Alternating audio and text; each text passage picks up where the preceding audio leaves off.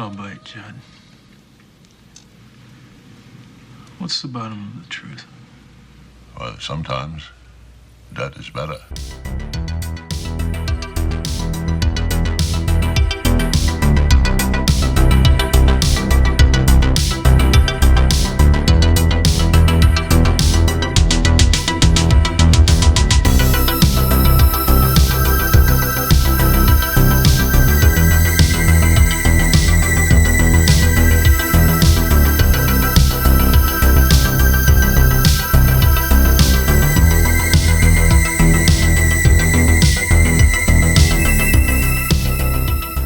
Hello, friends and fiends. Welcome to another edition of Blood and Guts, HHN. In tonight's segment, Hail to the King, where we bring to you the adaptations and works of Stephen King, the master of horror. With me, as always, is Matt. How's it going, Matt? I don't know how I'm doing tonight, Adam, because this iteration from Stephen King, it's pretty spooky. It is. It's pretty scary. You know what we're going to talk about? We're going to talk about You'll Float Too. Oh. That's right. It Chapter 1, boys and girls. We're talking about It Chapter 1 from 2017. You know, and I think this one was, it was kind of a mixed reaction from fans when they were, announcing this one. Yeah. And people were kind of like, people, true diehard Tim Curry fans, were against it. Right. And I was even a little bit against it myself, but, gave it the benefit of the doubt, check it out, and I actually ended up loving this one. Oh, I did too. Now, for once, this was actually one that I didn't really think too much about it until I seen the first image of Bill Skarsgård and his Pennywise, and I was like, wow, we might be onto something here. This actually looks pretty good. But like you said, and this was actually, when I was doing the research about this project actually began in 2009, and so you think it took 8 years from planning to screen in 2017, so at least they took the time to make sure what they did was right. Yeah, and it seems like as you watch it, if you're a fan of the film, you'll notice that, a lot of the details of the town is especially what I enjoy, because the town just seems kind of corrupted. Yeah. And you can tell his evil.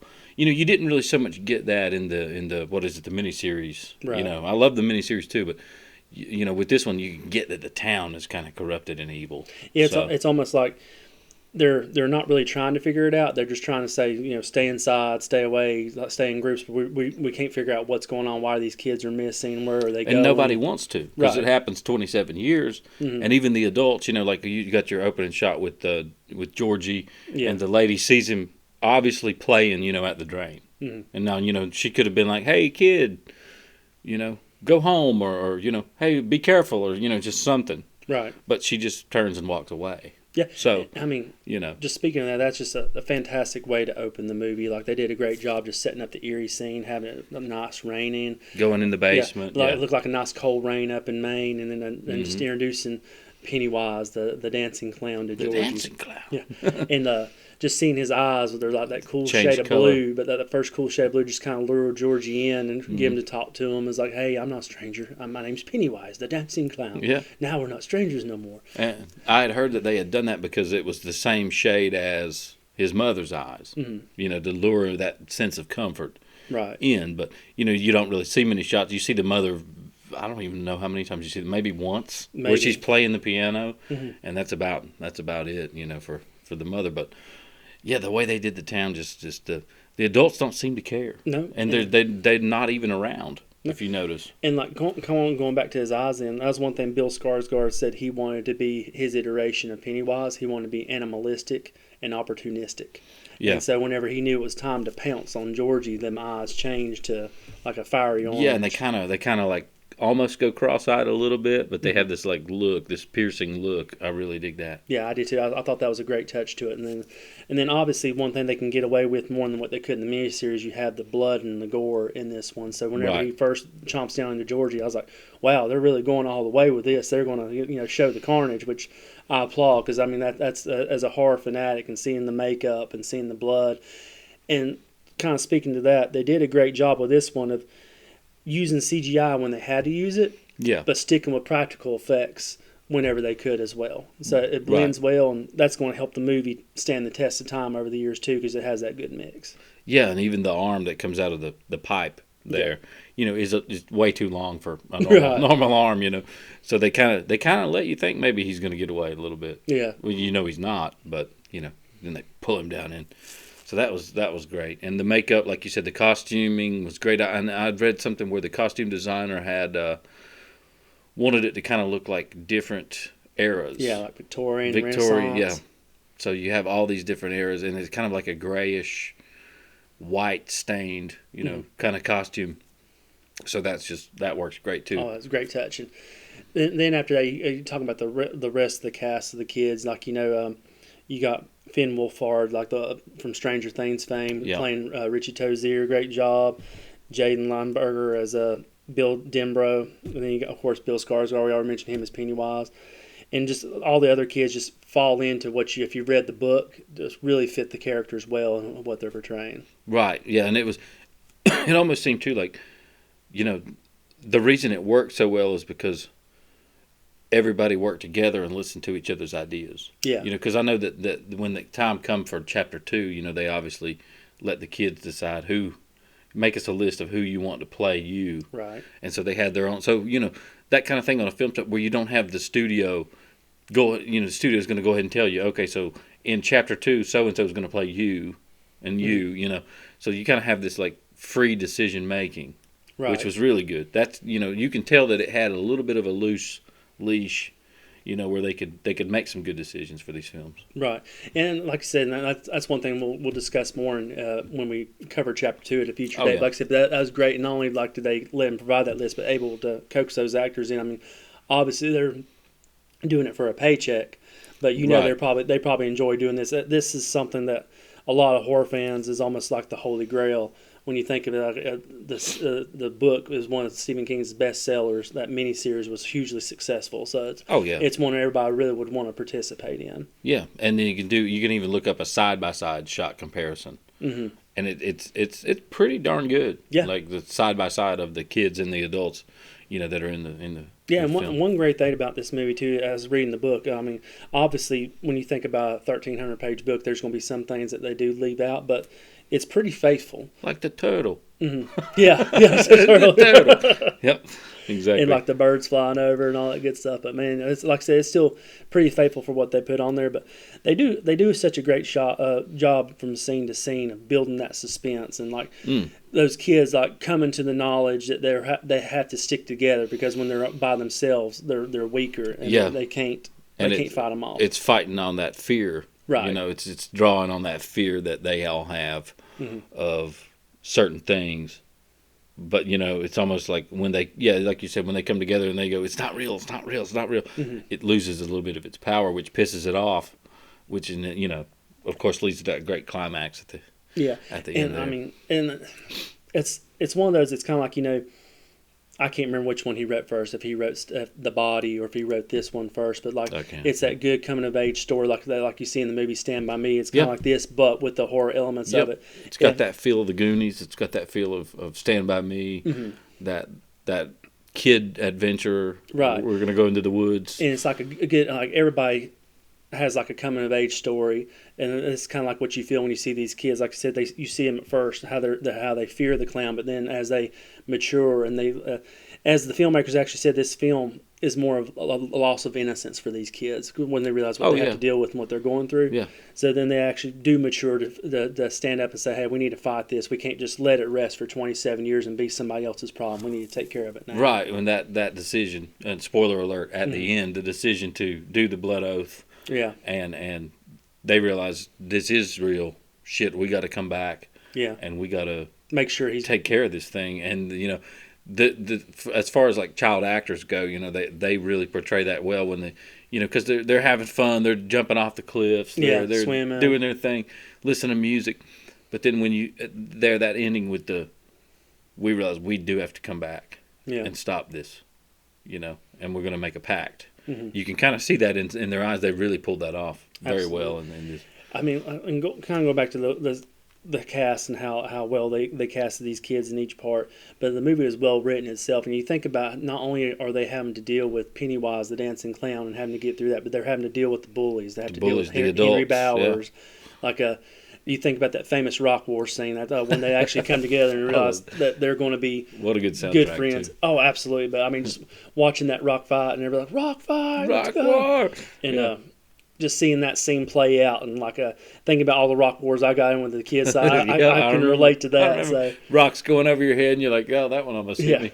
Oh wow. But that was a great scene. Then you see Belch get lost in the sewers, thinking he's chasing after the kids, and he's got the can, the fire. Yep. Next thing you know, you just sees some of the ghosts of the dead bodies, and then Pennywise catches up to him. And that's just a great scene how they build that up, and how you see the fear in his face when he's trying to get away. And he gets back in that corner. So he's not biased. He's targeting the bullies as well. Yes. But he realized he can use a channel, a conduit for Bowers, to actually, because he's the really crazy one. Yeah, and I mean that's when he realizes those kids know how to defeat him, because it's after they all gain up on him in the house and they're not afraid of him. He backs up. Yep. He's like, well, I'm going to have to get some extra help here. Send a human in there to do some dirty work. Right. And yeah, just the whole 80s feel of it is good. There are some minor continuity errors. Yeah. That kind of got me at the beginning, because I'm kind of stickler on that, like the TV, some of the TVs throughout, different things. But, because the first few moments I saw that TV, I was like, oh, man, are they going to mess this up? Because they've already got the TV wrong. But then after watching it several times, and I just rewatched it on my birthday, the other night. So I was like, okay, I can. Well, I really think it's... Going into a little bit more detail, though, what is it you notice about the TV that where our viewers, if maybe they didn't have an eagle eye, well, the first few moments when he's going through the house, the TV is probably from 96. It's probably like a Sony or something, one of those big TVs with the big fat back on it, which, in 86, 87, when it takes place, 89, it wouldn't... I think it's 88 or 89. It wouldn't be there. You'd have your big box Zenith or something, but it wouldn't be that same model of like the big Sony Trinitron or something. But I caught that immediately, just because I'm a huge Coen Brothers fan, and you'll never see continuity error in a Coen Brothers film. And now that you said that, somebody's going to go dig. Somebody's going to go dig, and they're going to find one. But but yeah, that kind of got me, and I was like, oh man. So I really hope that they don't mess this up. And sure enough, they didn't. I really was drawn into the story and the struggle of the children, and especially Bev, Bev's story. Oh, man, with her evil father. Yeah. And all that. All of them are dealing, you have the scene where 80s guy's mama lying to his mom, and, she's giving him the fake medications, the placebo. Munchausen by proxy, type of thing. And then... was it Bill's father's like, stay out of here, leave my maps alone. Yeah, he's dead. That to shout that at a child, he's dead. He's not coming back. You're like, damn. Yeah, that's harsh, man.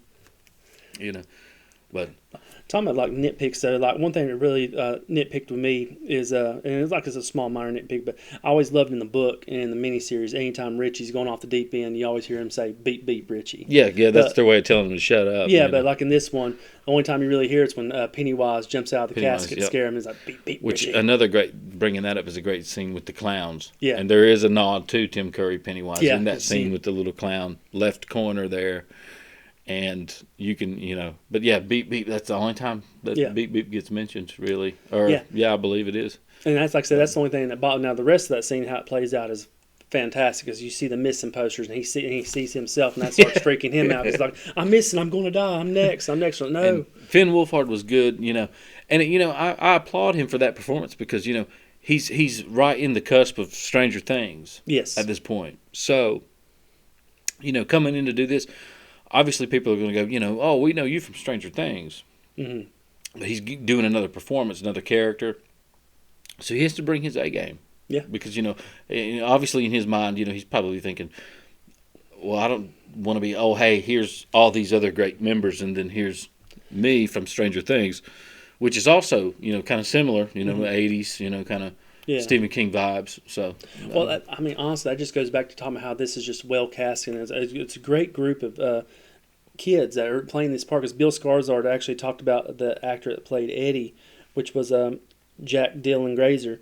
said how when he was the first kid he got to interact with when they're doing rehearsals, and he's just getting in Eddie's face and he's screaming at Eddie, but said Eddie's crying and like, get out of my face and crying. So Bill Skarsgård was always good in between takes to be like, hey, it's all make believe, are you doing good? Yeah. But said Eddie looked at him and said, hey, I love what you're doing with the character. I love what you're doing.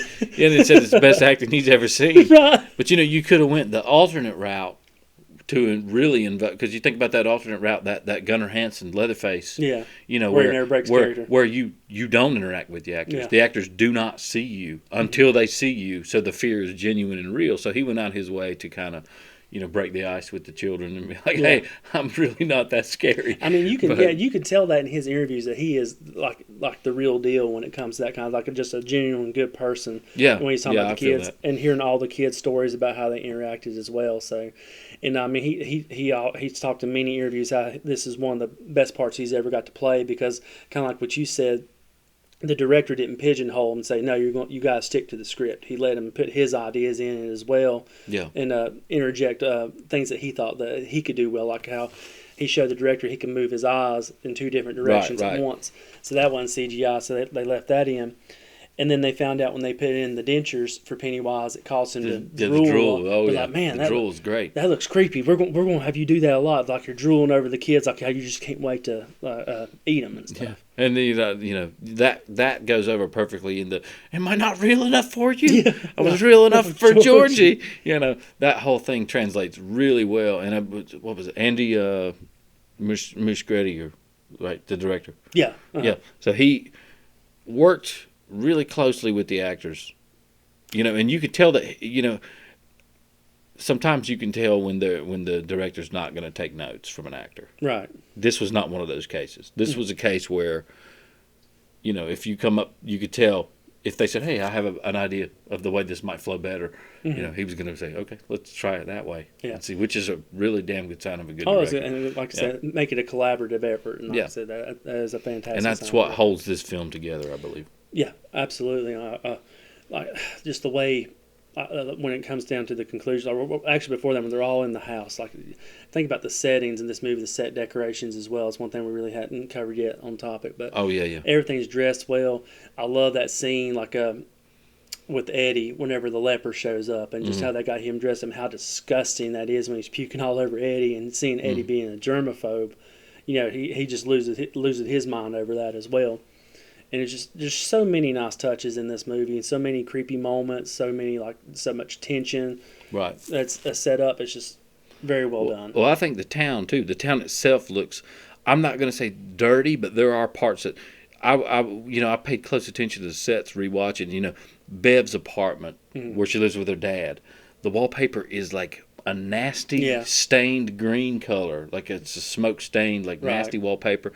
The bathroom is nasty, and then Eddie with his mother with the medications. She's sitting in the recliner, and it's just like a nasty colored room. Like, you gonna give your mother a kiss, Eddie? Yeah, but the whole room. You look at the wallpaper, you look at the chair, you look at everything. It's like this is not a clean room. Right. So even the interiors, as well as the exteriors of the buildings, there's not to say that the town had like trash and stuff all over it, but it definitely is a town where you just watch it. It has them dark shadows dark shadows in the rooms as well, and you feel like something's not quite right here, and that was done on purpose. And I really love that. That's what really pulled me into this. After my first viewing, I've probably seen it now, probably about 10 times, and kind of piggyback on that though, and they do a great job with those rooms and those shadows like you're talking about. And then they have those scenes where, like with the leper, where is this real or is this Pennywise? And then then when you're seeing those scenes where it's just a tiny bit creepy, then you're like, is this really them, or is this Pennywise now all of a sudden getting him while he's alone? Yeah. And then, like I said, when that plays with your mind like that, then it just keeps you guessing, which is the sign of a great movie, because you're having to think on your feet. Exactly. And yeah, go ahead. While talking about that, then I got a question for you. What was your favorite scene where Pennywise is actually trying to get the children when they're on their own? That's a really good question. I love, well, no, I can't say the projector screen because they're all in the garage together, but that is one of my favorites with that beat of the hair turning and all that. That really got me. I like the Bev scene a lot. I like the pulling the hair out of the drain and hearing the voices in the drain. You know, that's some. Her daddy thinks she's crazy. And nobody can see it. You know, that's a really good one. You know, and then, you know, kind of to blip forward a little bit, that carries over into, because the Bev scene in chapter 1 is awesome. Yeah. I would say the Bev scene in chapter 2, according to my personal beliefs, is even more awesome. We'll get into that. Yeah, we'll touch on that one later. But that just kind of, you know that you're going to revisit that apartment. Yeah. And it's still going to be nasty. And you're like, oh, man. I'd have to say for me, probably the creepiest was Stanley when he's looking at that painting. The painting of the flute. Drops, and it's not there, and then boom, right behind him. And you can hear the flute. Yeah. You can hear the flute play, and then you can hear the flute drop as well to the ground. Mm-hmm. You know, and you'll hear the little notes. And then, but then piggybacking or going forward, but the most entertaining for me is whenever Ben is having those problems with the bullies, and he looks over and there's a Pennywise with a dead arm just waving it at him. Yeah, waving it at him. Right. But then you got that great scene where they're about to cut him on the bridge, and that couple drives by once again, going to the evil that's infected the town. Don't even stop to try to help. They don't stop. They just they do a Children of the Corn, like a slow turn, and they glance at him as they drive by, almost as if they're angry. Right. Like, not something's wrong, we need to stop and find out what's going on, but we're angry that these people are looking at us, and then you see the balloon in the back of the car. Yeah, pop up. And those are the little touches, like you said. Touches, is it Pennywise, or is this real? But it's the town. It's the general evil of the town where, you know, every 27 years, you know, you would become numb to it. Right. You would say, this is the same shit that happens every 27 years, and there's a kid about to get cut. I don't care. I'm going to keep driving. Mm-hmm. And that evil infects the town. And you know, he's got the map of the well and all the cool artwork on his wall. The conspiracy wall, you know, almost. Right. But that just kind of breaks it down a little further. And I love that they did that. You didn't really get that in the miniseries a lot. Right. And then kind of touching, like you brought up the projector scene too, because I know that's when they were as a It's group. one of my favorites. But that is a fantastic scene when all of a sudden the projector just starts going on its own. Like, hey, I'm not doing this. I'm not pressing the button. Then, boom, you got Pennywise popping out and leaving the actual screen, coming out and trying to devour him. Right. And I will play on that just a little deeper. Is right before the Pennywise, you know, with the hair turn and his mother, and you see the face. Yes. There are happy memories. Yeah. Because there are memories of them at a theme park, and you see them holding hands and having fun. You see them going down like a log flume ride, you know, and you see him at like a baseball game, and right. And so there's happy memories. So that's even more of a twist of the knife when you think about, I'm going to show you the happiest memories of your life, but then I'm going to twist it. Yeah. And have this evil clown come out of the thing. It's like, man, that's cruel, dude. That's just cruel, you know. So moving right along, then favorite scenes. And obviously we have to talk about the ending of the movie, because I know we already talked on Richie with the casket, but the ending of the movie where they all finally band together, going to the house and go down to the well to go save Bev, because she's already seen the dead lights and she's kind of catatonic hanging there. But I mean, once again, just the way they play with your mind, and then you have Bill going down there wondering if Georgie's still alive, and then you see Georgie, and that just pulls on your heartstrings. Because he says, I just want to go home, and you're almost like, damn, just take him home. Yeah, just take him home. And like I said, like having kids, like that's what I'm thinking. Man, I just I can't hardly fathom that. That's what gets me. When I was younger. Stephen King, kids that you love come back. They're now evil. Do you accept them or not? Yeah. It seems to be a reoccurring theme for King. Yeah, he does well with it though. I mean, it's made him a ton of money. Think about Pet Sematary, right? No fair. No fair. But I mean, that, and you got the scene too with Stanley, where Stanley gets pulled off by himself, and then the flute lady shows up and starts devouring his face again.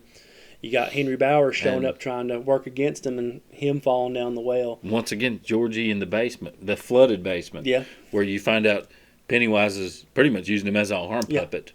And he's kind of wading through the water. But that almost snake-like movement he does at the end when, he kind of slithers his body over and lands his head, thump, down onto the steps, and then kind of goes back into the water. Kind of the same whenever Bill finally decides, you're not real, and pops him with the air gun, and then he turns into I'm not real for you. No, I'm real enough for you. But, oh gosh, just touching on that. Then that's one of the great scenes to me too. Is whenever he finally grabs Bill and he's like, "The rest of you can go. You can live your lives. He's gonna bargain. He's gonna bargain. Yeah. He's and I'll stay here and I'm gonna take him Just for myself. Take him. He kind of points out you don't need him. This kind of stuff. And for a minute, Yeah, you wonder. There's a long pause. I mean, they could walk away. They could say, you know what, dude, you're on your own, man. Yeah. But I mean, even Bill tells him that though. He's like, I dragged y'all into this, so save yourselves. So he's doing the sacrifice, the sacrifice. But then, obviously, spoiler alert, they band together, they save Bill. And you think they really save Bill, but really it's kind of Pennywise has ran out of time, so now he's going to go hibernate for the next 27 years. 27 years, yeah. And but then we touched on it earlier, they make that oath that they have to come back. They have to come back. And let's briefly dive into the soundtrack of this film. Great soundtrack. And that's what I wanted too, because I knew, I was like, the other one didn't deliver us a good soundtrack. Right. So we need a good soundtrack. If you're going to go for 80s, we want some 80s soundtrack. Yeah. This one did it. Had the cars. Yeah, you had the great 80s montage. Great muscle cars, montages. You had your 80s school buses, all your stuff. Your typical throwing your school books away there, and that kind of stuff. That was well done. I'm like you, that soundtrack. Definitely excellent. So if you have a chance to pick that up on iTunes, do yourself a favor and do it. I mean, I know I've seen them selling on LPs and stuff. Those have come back. Some other facts then before we wrap up. The film, like I said, is 8 years in the making as far as from the time they thought, hey, let's remake this to getting it to the screen. Yep. The movie cost $35 to $40 million budget is what they had on there. Had a return on investment, $701.8 million. So definitely for a horror movie, fantastic. It broke. It was the biggest opening weekend for a horror movie when it came out, rightfully so. I know I was there opening weekend to see it. I didn't see it open. I'm sorry to cut you off. I didn't see it opening weekend. I saw it on I believe it's streaming or something like that. Oh man, you should see it on the big screen. And because I didn't, like you said, I was a little hesitant. Right. And I said, you know what, I'm going to give this a chance, and I did. But then I turned around and I went immediately when part 2 came, and I was like, okay, so now I'm going to go see part 2. Well, that's one thing I found was hilarious because the movie is already almost 2 hours into it, and people are thinking that we're still going to see the adult versions. And I was like, did y'all not check the runtime? This is not a 4-hour movie. It's going to be broken up into 2 parts. And that's good. That's a good way they did it there. Yeah, and then that's a little trivia they say too. They say that they hadn't greenlighted the second chapter yet, which I find hard to believe because you see the way it's cut and edited. They knew they were going to have that scene. Now, maybe if they knew it didn't perform well, maybe they leave you with nothing like some movies do. Yeah, or they could have been waiting for the sign off on the adult actors that too, because that takes time. Right. But But Stephen King, he gave it his blessing. He actually came out saying he was blown away by the film. He really had low expectations for it. And that's exactly the same way that I felt. And then seeing it, I was like, okay. But that's it in a nutshell. Booze and Ghouls. I mean, It Chapter 1. If you haven't seen it, do yourself a favor because I know myself. I give it 5 bones. Yeah, I'm sure I that's give it 5 bones, 5 Goldblums. Yeah, whatever it's everything. Choosing. Yeah, everything you want in a horror movie. You got the suspense, you got blood, you got gore, you got great makeup. The great excellent makeup on Pennywise. I mean, just not just the violence, but the makeup and the 3 doors. Yeah, scary. Scary, very scary. Yeah, that's fantastic. You got great acting, great writing. Like I said, it's the entire package for a horror movie. Oh yeah, definitely a great film. And stay tuned because what we're going to do is we'll definitely bring you some more. And this is a new segment for us. This is Hail to the King. So we're going to be bringing you some more of the great Stephen King adaptations in the future. Pet Sematary, Carrie. Salem's Lot. Some good, some not so good. Some not so good. Langoliers, we're looking at you. Yeah. Kind of thing. But yeah, definitely stay tuned and check out the socials. And what you got anything else? I say, hey, like this video, subscribe to our channel, send it to your friends, whether they're dead, undead. We don't care. Send it to your enemies. Yeah. If you don't like it, say, hey, here's a video to bore my enemies to death. So send it to them. But do. Remember, just remember, blood and guts, 818.